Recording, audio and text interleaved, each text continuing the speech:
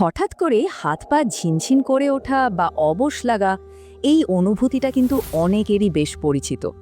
এটা সাধারণ হলেও বেশ অস্বস্তিকর। আজকের এই আলোচনায় আমরা দেখব কিভাবে আমাদের রান্নাঘরে থাকা কিছু সাধারণ খাবারই এই সমস্যার একটা দারুণ প্রাকৃতিক সমাধান হতে পারে।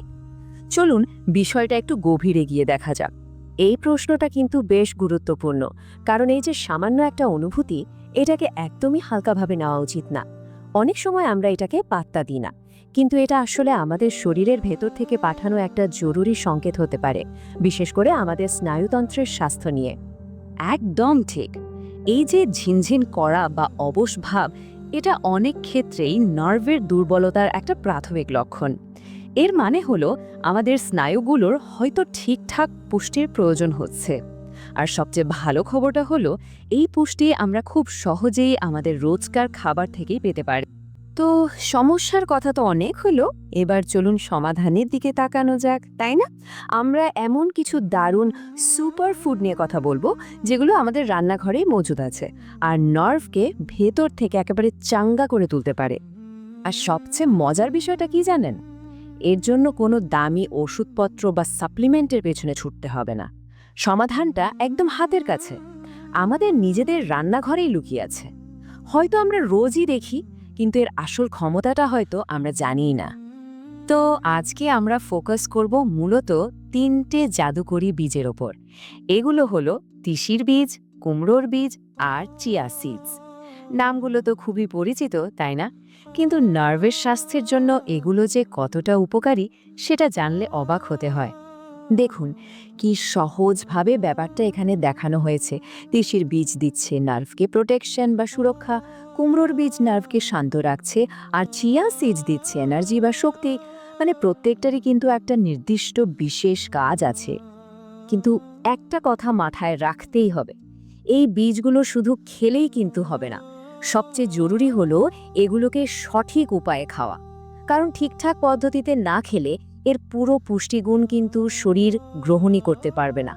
তো চলুন এবার সেই সঠিক নিয়মগুলোই এক এক করে দেখে নেওয়া যাক। আচ্ছা, তাহলে আমাদের লিস্টে সবার প্রথমে আসছে তিসির বীজ। এটাকে বলা যেতে পারে নার্ভের জন্য একটা সুরক্ষা বর্ম বা শিল্ডের মতো। এটা নার্ভের বাইরের যে আবরণটা থাকে সেটাকে মজবুত করে আর ক্ষয় হওয়া থেকে বাঁচায়। এটা তৈরি করার নিয়মটা কিন্তু খুবই সহজ। প্রথমে বীজগুলোকে হালকা আঁচে একটু ভেজে নিতে হবে। এতে কি হয়, এর ভেতরের যে দারুণ সব গুণ, যেমন ওমেগা-3 ফ্যাটি অ্যাসিড, সেগুলো সক্রিয় হয়ে ওঠে। এরপর এটাকে গুঁড়ো করে একটা পাউডার বানিয়ে নিতে হবে।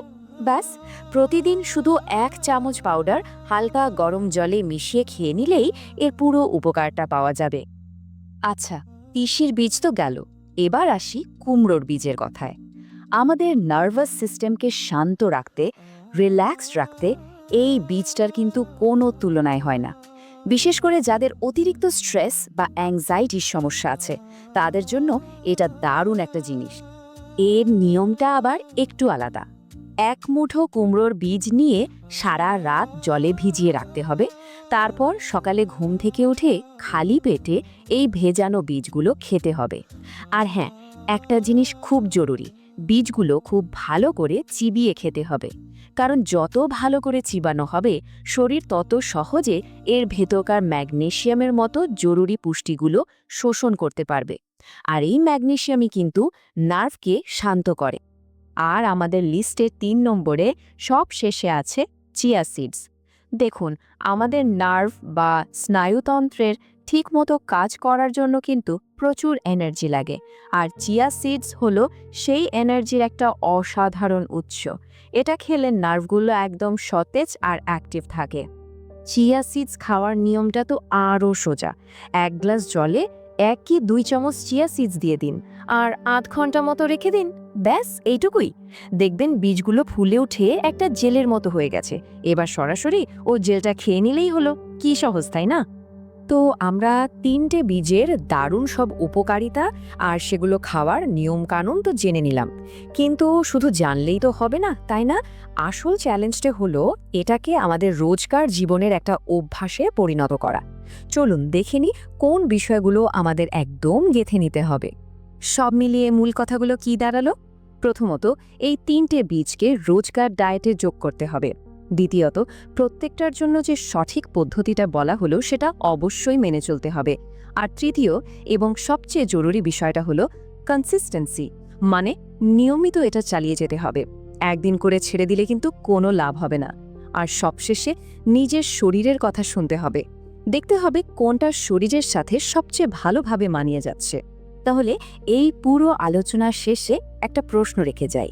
শরীরকে সুস্থ রাখার এই যে এত সহজ 3টা উপায় আমরা দেখলাম, এর মধ্যে কোনটা দিয়ে নিজের স্বাস্থ্যের দিকে একটা নতুন যাত্রা শুরু করা যায়? মনে রাখতে হবে, যে কোনো একটা ছোট পদক্ষেপই কিন্তু একটা বড় আর স্বাস্থ্যকর পরিবর্তনের সূচনা করতে পারে।